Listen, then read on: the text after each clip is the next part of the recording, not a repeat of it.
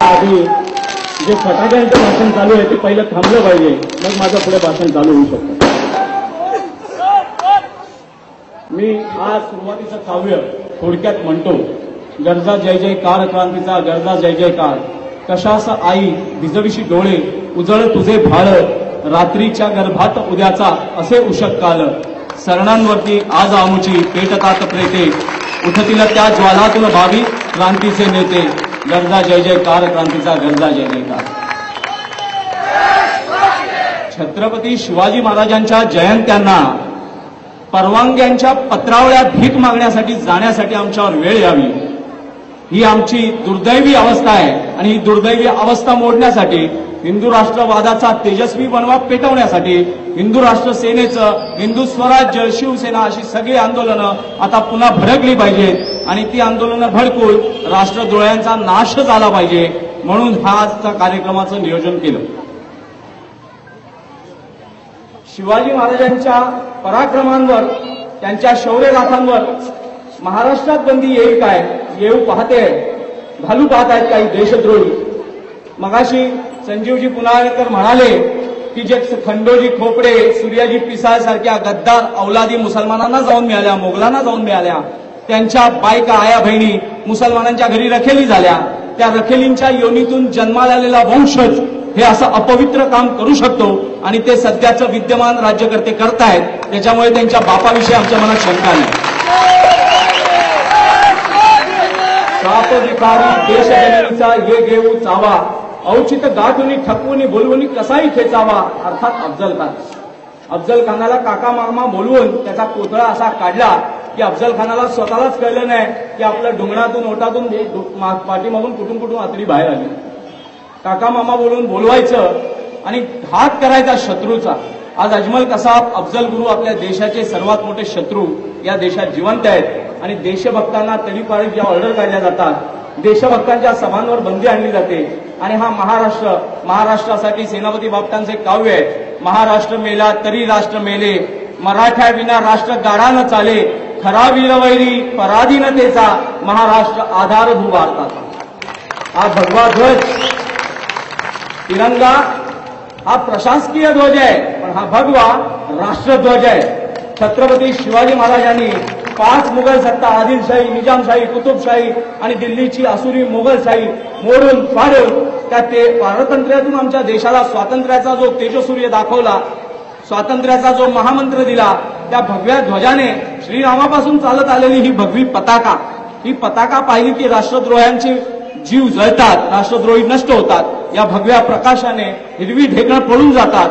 असा या देशद्रोह्यांचा नाश करणारा हा भगवा रंग आजकाल आमच्या राज्यकर्त्यांच्या डोळ्यात फुटतोय. काश्मीरमध्ये काश्मीरी हिंदू निर्वासिताचं आयुष्य जगतायत. निर्वासित कशाला म्हणतात तर दुसऱ्या देशातून आपल्या देशात जो दुसरा आश्रय घेतो, राजश्रय घेतो, त्या राजश्रय घेणाऱ्या आश्रयिताला रेफ्युजी म्हणतात.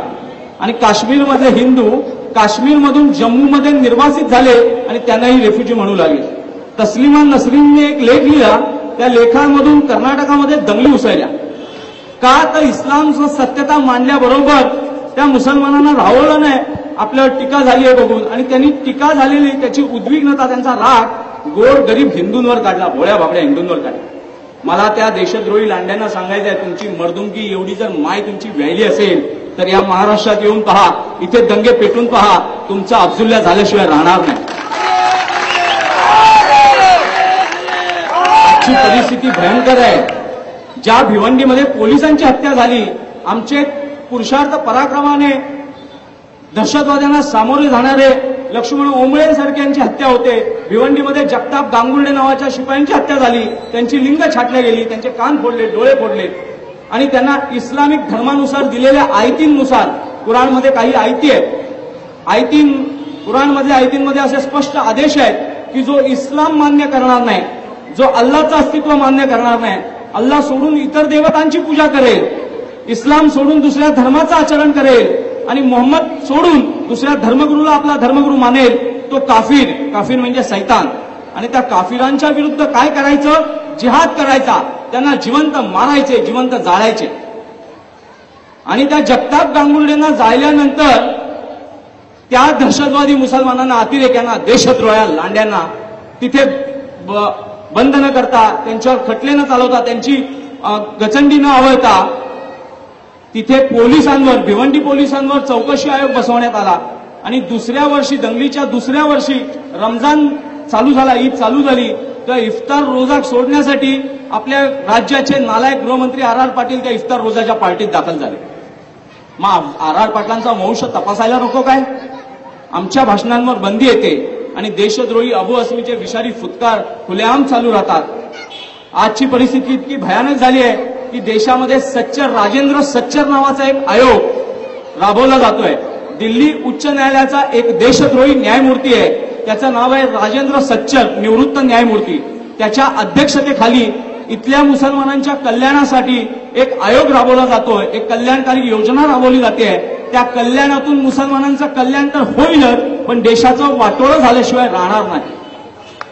त्या कल्याणकारी योजनेचं असं उपक्रम आहे की पुण्यामध्ये ज्या अलीगड मुस्लिम युनिव्हर्सिटी आपल्याला माहित असेल उत्तर प्रदेशामध्ये आहे, त्या अलीगड मुस्लिम युनिव्हर्सिटीतून अनेक दहशतवादी पकडले गेले आहेत, अनेक दहशतवादी निर्माण केले गेले आहेत. अनेक अतिरेक्यांची जन्मदाता असलेली अलीगड मुस्लिम युनिव्हर्सिटी, त्या अलीगड मुस्लिम युनिव्हर्सिटीची पुण्यामध्ये शाखा उघडण्यात येते आहे. आणि त्या शाखेसाठी भारत सरकार 500 एकर जागा आणि 400 कोटी रुपये देणार आहे. तुम्हाला हे चालेल काय?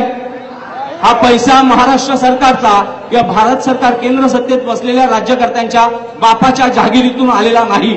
हा पैसा तुमच्या आमच्या करातून निर्माण झालेला आहे. तुम्ही जी विजेची बिलं भरता, रस्त्यावर पाण्याची बाटली घेता, कधी कधी अति आजारी असल्यानंतर औषधं घेता, त्या औषधांवर जे कर बसवले जातात, त्या करांच्या रूपातून जमा केलेला पैसा देशद्रोह्यांच्या घशात ओतला जाणार आहे. अशा जर योजना राबवल्या गेल्या, त्यांच्या शिक्षणासाठी गुणवत्ता नसली तरी पोलीस भरती केली जाणार आहे.